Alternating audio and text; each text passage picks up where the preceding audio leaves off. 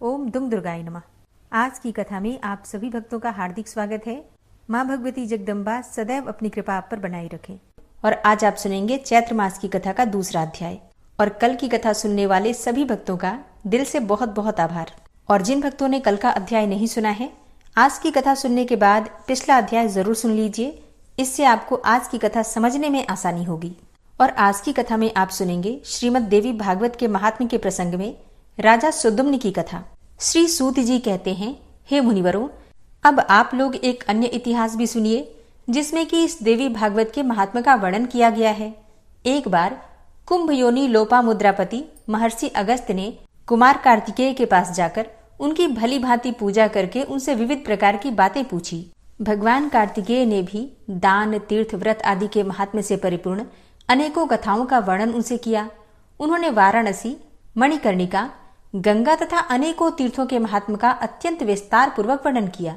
उसे सुनकर अगस्त्य मुनि परम प्रसन्न हुए और उन्होंने महातेज संपन्न कुमार कार्तिकेय से लोक कल्याण के लिए पुनः पूछा।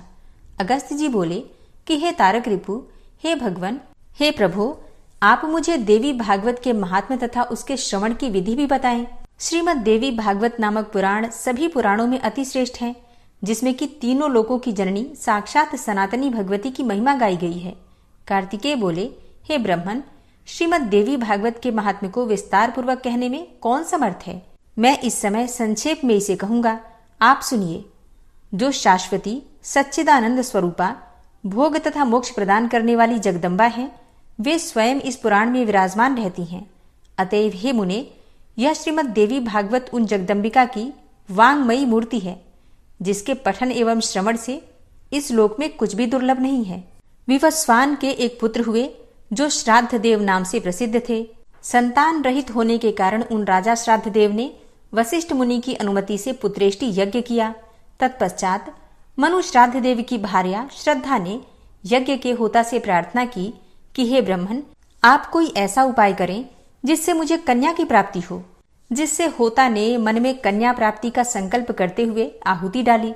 उसके विपरीत भाव के फलस्वरूप एक कन्या उत्पन्न हुई, जिसका नाम ईला रखा गया। इसके बाद पुत्री को देखकर उदास मन वाले राजा श्राद्धदेव ने गुरु वशिष्ठ से कहा, हे प्रभु, पुत्र प्राप्ति की आपके संकल्प के विपरीत यह कन्या कैसे उत्पन्न हो गई? यह सुनकर महर्षि वशिष्ठ ने ध्यान लगाया और इसमें होता का व्यतिक्रम जानकर वे ईला को पुत्र बनाने की कामना से ईश्वर की शरण में गए। और मुनि के तप प्रभाव और भगवान की कृपा से सभी लोगों के देखते ही देखते ईला कन्या से पुरुष के रूप में परिवर्तित हो गई। इसके बाद गुरु वशिष्ठ ने पूर्ण रूप से संस्कार करके उसका नाम सुद्युम्न रखा। वे मनुपुत्र सुद्युम्न सभी नदियों के निधानभूत सागर की भांति सभी विद्याओं के निधान हो गए। फिर कुछ समय बीतने पर सुद्युम्न युवा हुए और एक दिन सिंधु देशीय घोड़े पर बैठकर वे आखेट के लिए वन में गए। अपने सहचरों के साथ वे कुमार सुद्युम्न एक वन से दूसरे वन में जाते हुए भटकते रहे और फिर संयोग से वे हिमालय की तलहटी के उस वन में पहुंच गए, जहां किसी समय देवाधिदेव भगवान शंकर अपनी भार्या अपर्णा के साथ आनंदपूर्ण मुद्रा में रमण कर रहे थे। उसी समय भगवान शंकर के दर्शन की अभिलाषा से मुनिगण वहां आ गए और उन्हें देखकर पार्वती जी लज्जित हो गईं। तब शिव एवं पार्वती को रमण करते देखकर उत्तम व्रत धारण करने वाले वे मुनिगण वहां से लौटकर वैकुंठ धाम की ओर चल दिए।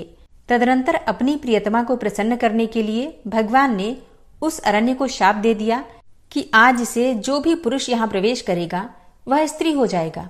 तभी से पुरुषों ने उस वन में जाना ही त्याग दिया था और संयोगवश वहां पहुंचते ही सुद्युम्न एक लावण्यमयी स्त्री के रूप में परिवर्तित हो गए।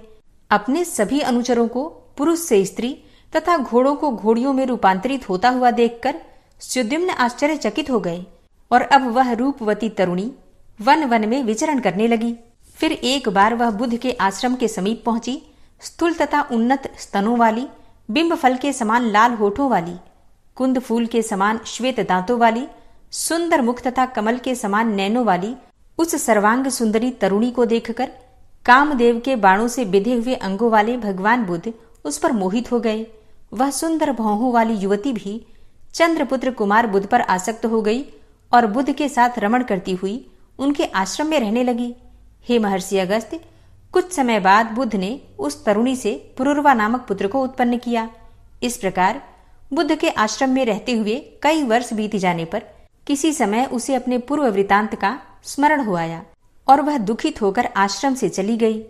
इसके बाद गुरु वशिष्ठ के आश्रम में पहुंचकर उन्हें प्रणाम किया और सारा वृतांत कहकर पुरुषत्व की कामना करती हुई वह उनके शरणागत हो गई।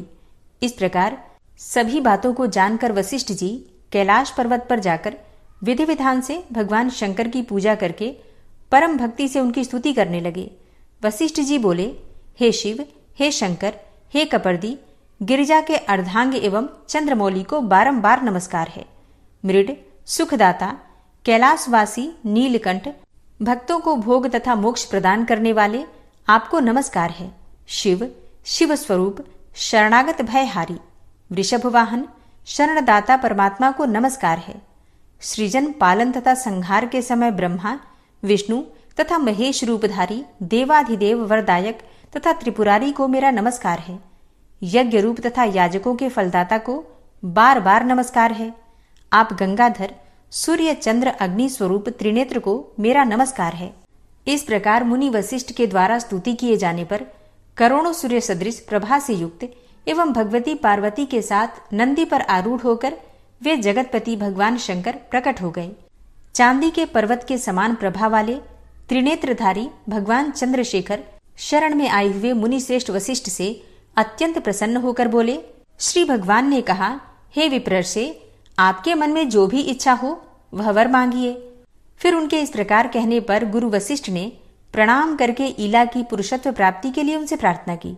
इसके बाद प्रसन्न होकर शंकर जी ने मुनि श्रेष्ठ वशिष्ठ से कहा कि 1 मास तक वह पुरुष रूप में तथा 1 मास तक नारी रूप में रहेगी।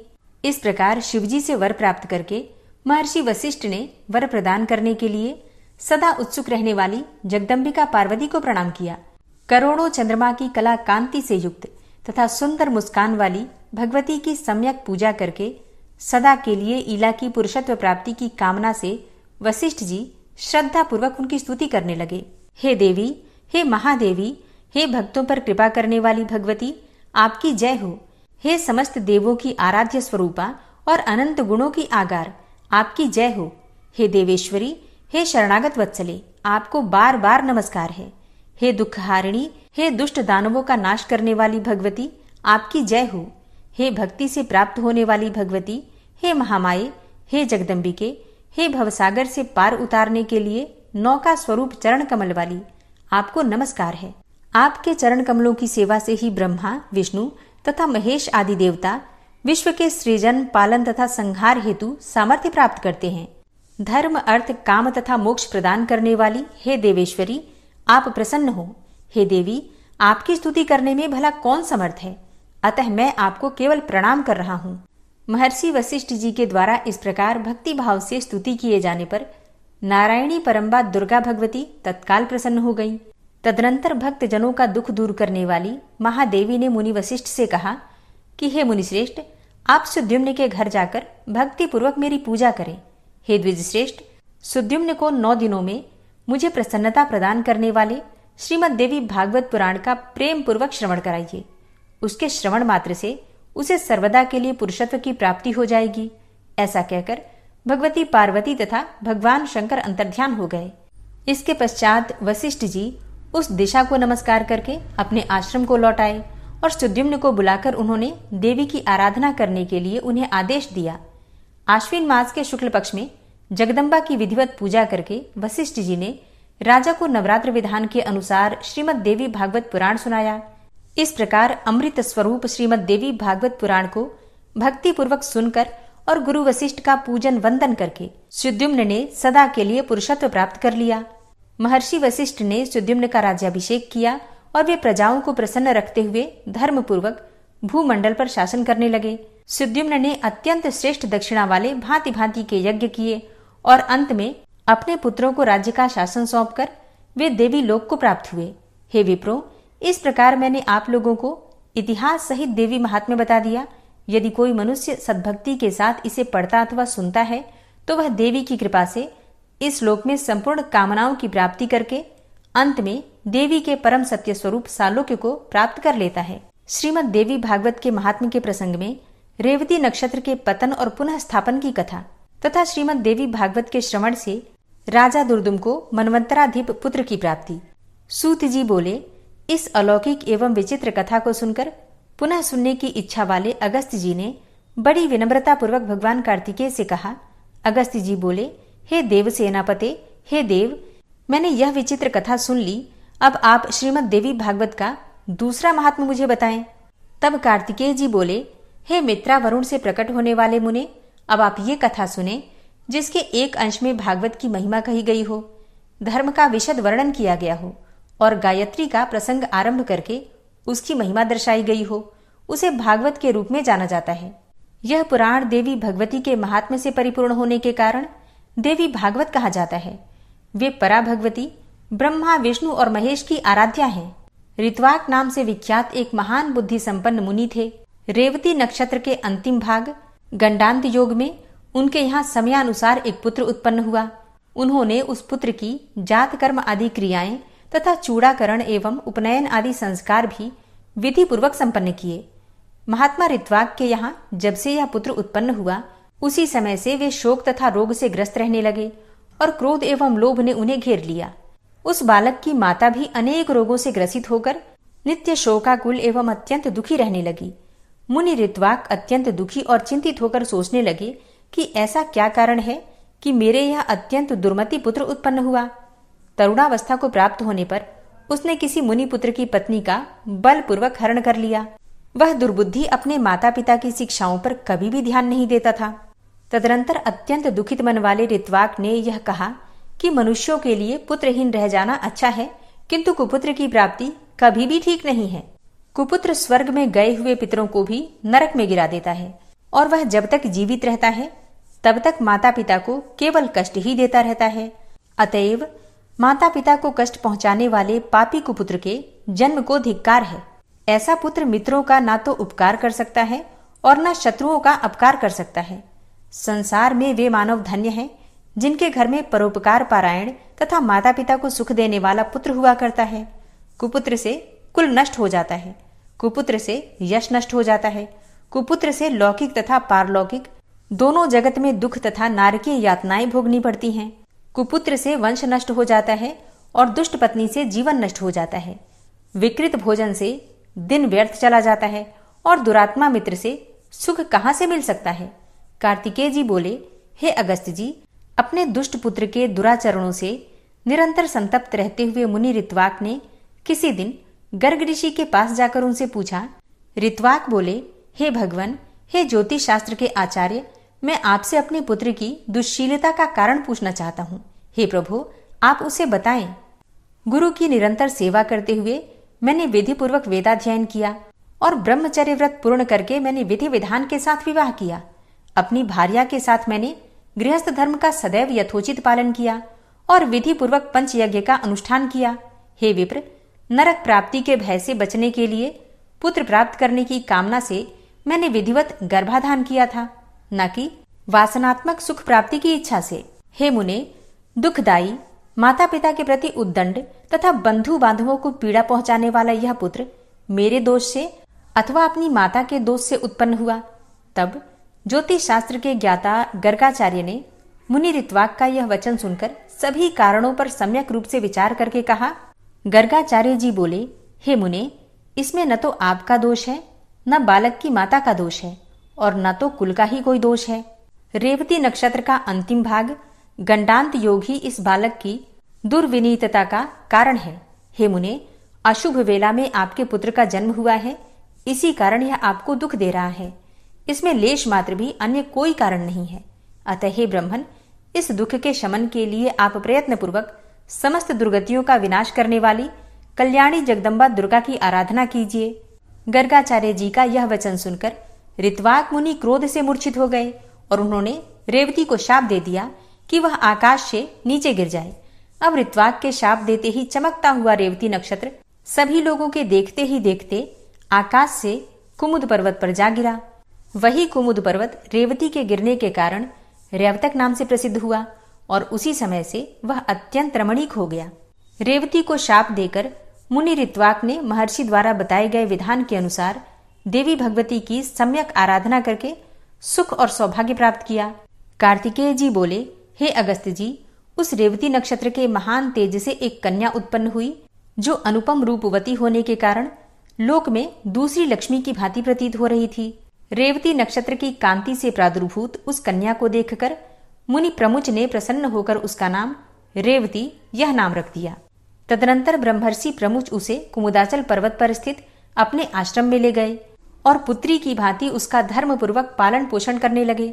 समय पाकर यौवन को प्राप्त उस रूपवती कन्या को देखकर मुनि ने विचार किया कि इस कन्या के योग्य वर कौन होगा, और फिर बहुत अन्वेषण के बाद भी जब मुनि को उसके अनुसार कोई वर नहीं मिला, उसके योग्य कोई वर नहीं मिला, तब वे अग्निशाला में प्रवेश करके अग्निदेव की स्तुति करने लगे। प्रमुच ऋषि के स्तुति गान से प्रसन्न होकर अग्निदेव ने कन्या के योग्य वर का संकेत करते हुए कहा कि हे मुने, इस कन्या के पति धर्मपरायण, बलशाली, वीर, प्रिय भाषण करने वाले और अपराजेय राजा दुर्दुम होंगे। तब अग्निदेव के इस वचन को सुनकर मुनि अत्यंत प्रसन्न हुए। संयोग से उसी समय आखेट के बहाने दुर्दुम नामक प्रतिभाशाली राजा मुनि प्रमुच के आश्रम में आ गए। बलवान तथा अप्रतिम ओज से संपन्न वे प्रियव्रत के वंशज राजा दुर्दुम विक्रमशील के पुत्र थे और कालिंदी के गर्भ से उत्पन्न हुए थे। मुनि के आश्रम में प्रवेश कर और उन्हें वहां ना देखकर राजा दुर्दुम ने रेवती को प्रिय इस शब्द से संबोधित करके पूछा। राजा बोले, हे प्रिय, महर्षि भगवान प्रमुच इस आश्रम से कहाँ गए हुए हैं? हे कल्याणी, मुझे सच सच बताओ, मैं उनके चरणों का दर्शन करना चाहता हूँ। कन्या बोली, हे महाराज, महामुनि अग्निशाला में गए हुए हैं। फिर राजा भी यह वचन सुनकर शीघ्रतापूर्वक आश्रम से बाहर निकल आए। इसके बाद प्रमुच मुनि ने राजलक्षण संपन्न एवं विनयावंत राजा दुर्दुम को अग्निशाला के द्वार पर स्थित देखा। मुनि को देखकर राजा ने प्रणाम किया और तदनंतर मुनि प्रमुच ने शिष्य से कहा कि हे गौतम, यह राजा अर्घ्य पाने के योग्य हैं, अतः शीघ्र ही इनके लिए अर्घ्य ले आओ। बहुत दिनों बाद ये पधारे हुए हैं और विशेष रूप से ये हमारे जामाता हैं। ऐसा कहकर मुनि ने राजा को अर्घ्य प्रदान किया और राजा ने भी विचार करते हुए उसे ग्रहण किया। तत्पश्चात राजा के अर्घ्य ग्रहण करके आसन पर बैठ जाने के उपरांत मुनि प्रमुच ने उन्हें आशीर्वचनों से अभिनंदित करके उनका कुशल क्षेम पूछा कि हे राजन, आप स्वस्थ तो हैं? आपकी सेना, कोष, बंधु बांधव, सेवकगण, सचिव, नगर, देश आदि की सर्वविध कुशलता तो है। हे नरेश, आपकी भार्या तो यही विद्यमान है और वह सकुशल है, अतएव मैं उसकी कुशलता नहीं पूछूंगा। आप अपनी अन्य स्त्रियों का कुशल क्षेम बताइए। राजा बोले, हे भगवान, आपके कृपा प्रभाव से मेरा सर्वविध कुशलता है। हे ब्रह्मन, अब मेरी यह जिज्ञासा है कि मेरी कौन सी भार्या यहाँ है? तब ऋषि बोले, हे पृथ्वीपते, संसार में अप्रतिम लावण्य से संपन्न रेवती नामक आपकी पत्नी यहाँ ही रहती है, क्या आप उसे नहीं जानते? राजा बोले, हे प्रभु, सुभद्रा आदि मेरी पत्नियां तो घर पर ही हैं। हे भगवान, मैं तो केवल उन्हें ही जानता हूँ, मैं रेवती को तो नहीं जानता। तब ऋषि बोले, हे महामते, हे राजन, इसी समय प्रिय के संबोधन से आपने जिससे पूछा था, अपनी उस योग्यतम प्रिया को आपने क्षण भर में ही भुला दिया।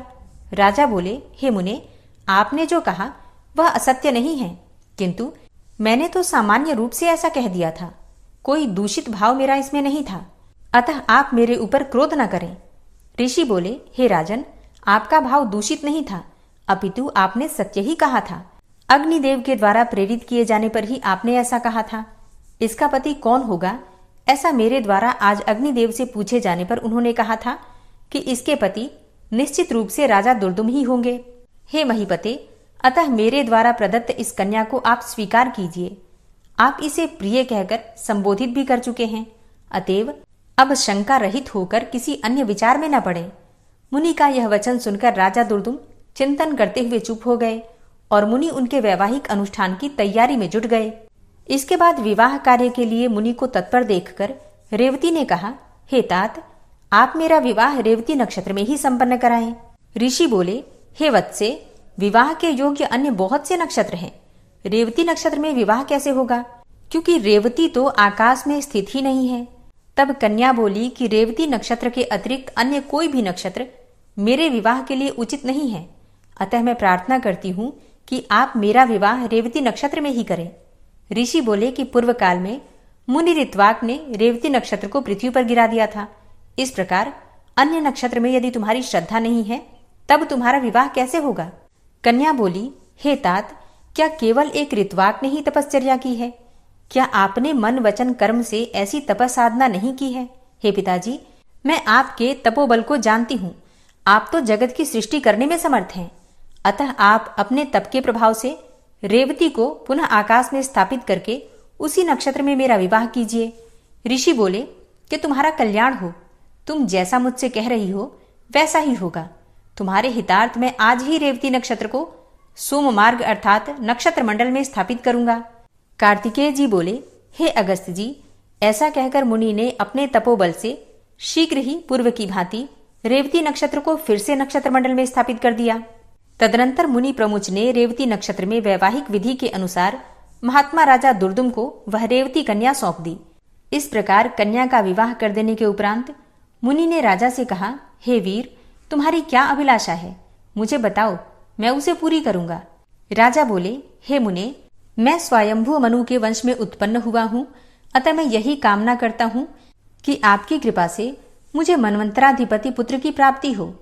तब मुनि बोले, यदि आपकी यह अभिलाषा है तो आप देवी भगवती की आराधना कीजिए।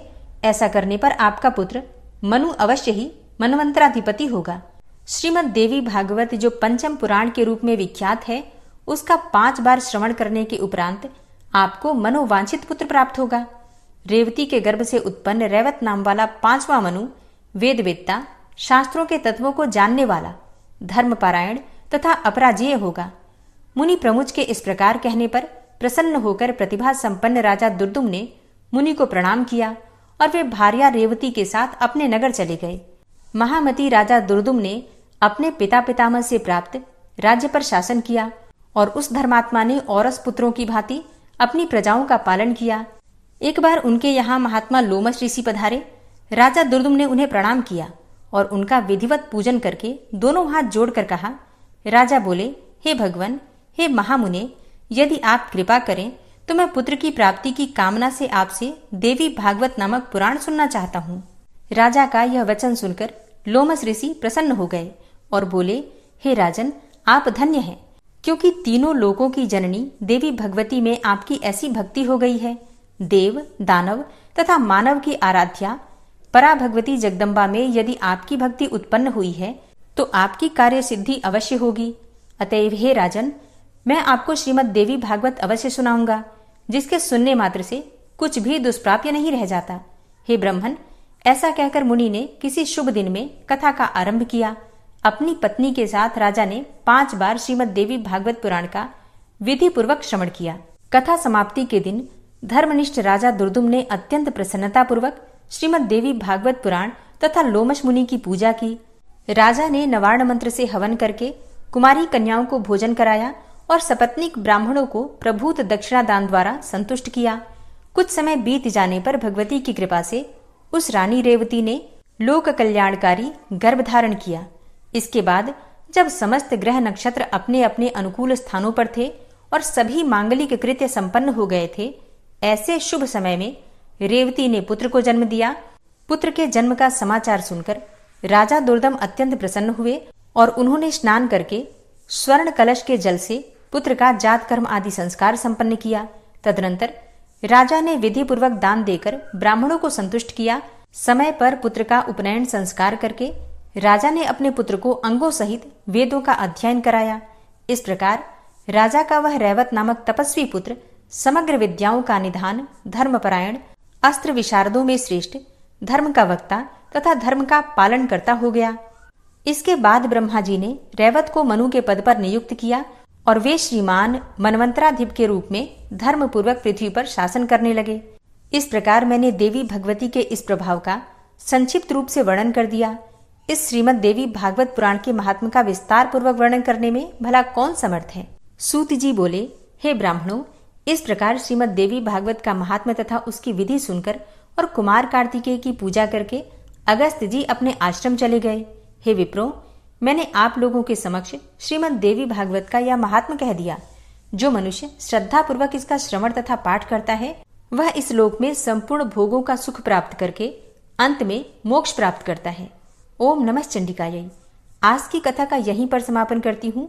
इसके आगे का अध्याय आप कल की कथा में सुनेंगे। और अब आप सुनेंगे श्री देवी दुर्गा कवच। सबसे पहले विनियोग है ओम नमः चंडिकायै। माँ दुर्गा के चंडी रूप को हमारा नमन है। यह भगवान ब्रह्मा जी के द्वारा लिखा गया चंडी कवच है, जिसमें कुल 56 छंद हैं। चामुंडा देवता, दिग्बंध देवता, जगदम्बा माता इत्यादि का ध्यान करके हम इस दुर्गा सप्तशती के पाठ का प्रारंभ कर रहे हैं। मार्कंडेय जी पितामह ब्रह्मा जी से कह रहे हैं कि हे भगवान ब्रह्मा, जो इस विश्व में गोपनीय है वह रहस्यपूर्ण है तथा जो सभी की रक्षा करता है और हमें अधर्म से बचाता है, साथ ही जिसे आपने अभी तक किसी को दिखाया भी नहीं है, ऐसा कोई साधन या उपाय मुझे बताइए। मार्कंडेय जी के इस प्रश्न पर भगवान ब्रह्मा कहते हैं कि उस साधन का नाम तो देवी कवच ही है, जो इस विश्व में अत्यधिक गोपनीय है। वह देवी कवच सभी का कल्याण करने वाला, पवित्रता और पुण्य देने वाला है। आपको इसी का ही जाप करना चाहिए, इससे ही आपका उद्धार होगा। माँ दुर्गा की 9 मूर्तियां हैं। माँ दुर्गा का प्रथम स्वरूप है माँ शैलपुत्री, दूसरा स्वरूप है माँ ब्रह्मचारिणी, माँ दुर्गा का तीसरा स्वरूप है माँ चंद्रघंटा और चौथा स्वरूप है माँ कुष्मांडा। उनका 5वां रूप स्कंद माता का है और छठा रूप माँ कात्यायनी है। 7वां स्वरूप है माँ कालरात्रि का और 8वां स्वरूप माँ महागौरी के नाम से प्रसिद्ध है। माँ दुर्गा का 9वां रूप है माँ सिद्धिदात्री। यही नव दुर्गा के रूप हैं, जिसे भगवान ब्रह्मा के द्वारा वेदों के माध्यम से बताया गया है। जो मनुष्य अग्नि में जल रहा हो, सभी ओर से शत्रुओं से घिर गया हो, विपरीत परिस्थितियों का सामना कर रहा हो और उस समय यदि वह माँ दुर्गा की शरण में जाता है तो उसका कभी भी बुरा नहीं हो सकता है। अर्थात माँ दुर्गा का ध्यान किए जाने पर माँ दुर्गा उसकी हर परिस्थिति में सहायता करती हैं। यदि युद्ध का समय हो और मनुष्य संकटों में घिरा हुआ हो तो भी माँ दुर्गा के प्रभाव से उसका कुछ भी बुरा नहीं होता है। माँ दुर्गा उसके दुख, पीड़ा, भय इत्यादि का नाश कर देती हैं। जो भी भक्तगण माँ दुर्गा की भक्ति करता है, माँ दुर्गा अवश्य ही उन्हें अभय दान देती हैं। जो कोई भी देवी दुर्गा का ध्यान करता है, माँ दुर्गा उसकी हर प्रकार से रक्षा करती हैं और इस बात में कोई भी संशय नहीं है। चामुंडा माता का वाहन प्रेत है और वे उस पर सवारी करती हैं। वाराही माता का वाहन भैंसा है। ऐन्द्री माता का वाहन हाथी है तो वही वैष्णवी माता का वाहन गरुड़ है। भगवान शिव की पत्नी व सभी की ईश्वरी माँ पार्वती का वाहन वृषभ है। कुमारी माता का वाहन मोर है। लक्ष्मी माता कमल के आसन पर विराजमान है और उन्होंने अपने हाथों में भी कमल लिया हुआ है। वे भगवान विष्णु को अत्यधिक प्रिय हैं। वृषभ पर बैठी हुई माँ पार्वती का रंग सफेद है। भगवान ब्रह्मा की पत्नी माँ ब्राह्मी या माँ सरस्वती हंस पर बैठी हुई हैं और सभी प्रकार के आभूषण पहने हुए हैं। इस प्रकार से माता रानी अपने भिन्न भिन्न रूपों में सभी तरह के योग व शक्तियों को ली हुई हैं। उन्होंने कई प्रकार के आभूषण व रत्न पहने हुए हैं जो उनकी शोभा को बढ़ा रहे हैं। माँ दुर्गा का एक रूप अत्यधिक क्रोध में रथ पर बैठा हुआ दिखाई देता है, जो दुष्टों का नाश करने के लिए है। वे अपने हाथ में शंख, सुदर्शन चक्र, गदा, हल, मूसल इत्यादि लिए हुए हैं। इसके अलावा उन्होंने अपने हाथों में खेटक, तोमर, परशु, पाश, त्रिशूल तथा उत्तम कोटि का धनुष भी लिया हुआ है। माँ दुर्गा दैत्यों, दुष्टों व राक्षसों का नाश कर देती हैं, भक्तों का कल्याण करती हैं तथा देवताओं का सदैव हित करती हैं। इसी उद्देश्य के तहत ही उन्होंने भिन्न भिन्न भांति के अस्त्र शस्त्र लिए हुए हैं।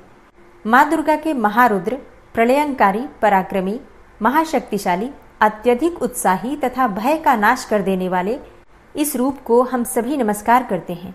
माँ देवी के उस प्रलयंकारी रूप की ओर देखना भी बहुत मुश्किल है, जो शत्रुओं का भय बढ़ाने का कार्य करता है। पूर्व दिशा में इंद्री देवी मेरी रक्षा कीजिए, आग्नेय दिशा में अग्नि देवी मेरी रक्षा कीजिए, दक्षिण दिशा में वाराही माता, नैऋत्य कोण में खड़ग धारिणी माँ, पश्चिम दिशा